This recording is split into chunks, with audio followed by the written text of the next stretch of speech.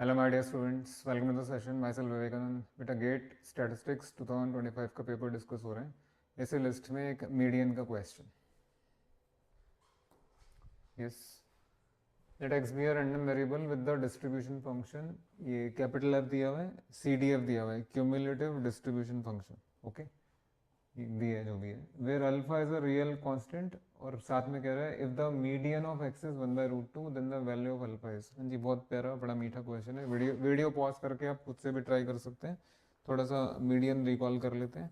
मान लीजिए पीडीएफ का ग्राफ बहुत बढ़िया है, जैसा भी है, चलो मान लो थोड़ा सा स्क्यूड है इस तरफ, ये इन्फिनिटी आ गए, ये माइनस इन्फिनिटी, ऐसा है मान लीजिए। तो बेटा मीडियन ना, मीडियन क्या काम करता है आपका? मीडियन टोटल प्रोबेबिलिटी को 2 इक्वल पार्ट्स में बांटता है। बट आप समझ गए मेरी बात। अगर मैं स्टैंडर्ड नॉर्मल के बारे में बात करूँ, स्टैंडर्ड नॉर्मल, ये स्टैंडर्ड नॉर्मल का ग्राफ बना दिया। ये लो, ये इन्फिनिटी, सॉरी ये इन्फिनिटी, ये माइनस इन्फिनिटी। हाँ जी, अगर m मीडियन है तो ये टोटल प्रोबेबिलिटी कर्व को या टोटल प्रोबेबिलिटी को 2 इक्वल पार्ट्स में डिवाइड कर देगा। स्टैंडर्ड नॉर्मल में तो आप सबको पता ही है। अब नॉन स्टैंडर्ड में देख लेते हैं। देखिए मान लीजिए ग्राफ ऐसे है, मतलब पीडीएफ ऐसे है, ऐसे क्या ऐसे क्या ऐसे ऐसे, मान लो ये इन्फिनिटी, ये minus infinity and zero is somewhere here. अब आपको दिख रहा है जीरो मीडियन नहीं हो सकता, तो मीडियन होने के लिए अब थोड़ा सा ऐसे है ना, अगर m आपका मीडियन है तो m के लेफ्ट वाला प्रोबेबिलिटी और m के राइट वाला प्रोबेबिलिटी बेटा 50-50 होना चाहिए। सो m इज मीडियन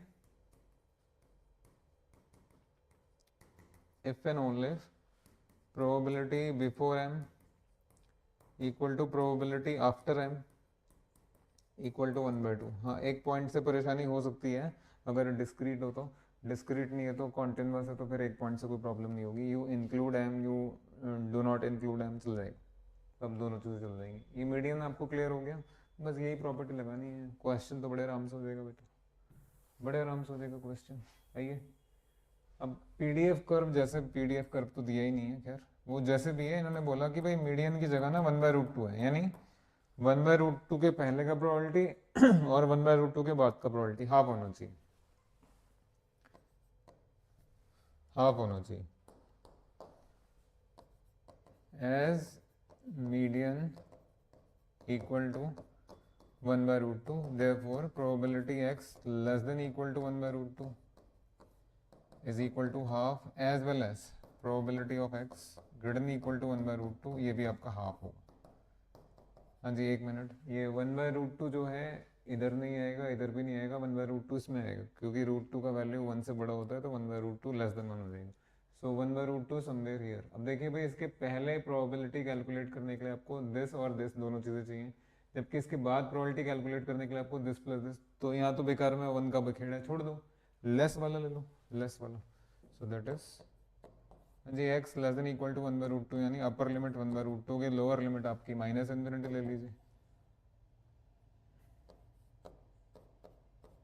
नहीं नहीं नहीं नहीं, ये नहीं, ये नहीं, ये नहीं, ये नहीं, सॉरी, ये तो खुद ही सी डी एफ है, ये तो खुद ही सी डी एफ है। and this is CDF at 1/√2.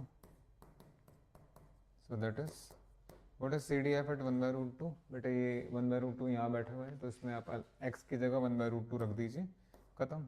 So 1 + 2 into, कितना मीठा मीठा क्वेश्चन है ना, इजी क्वेश्चन है।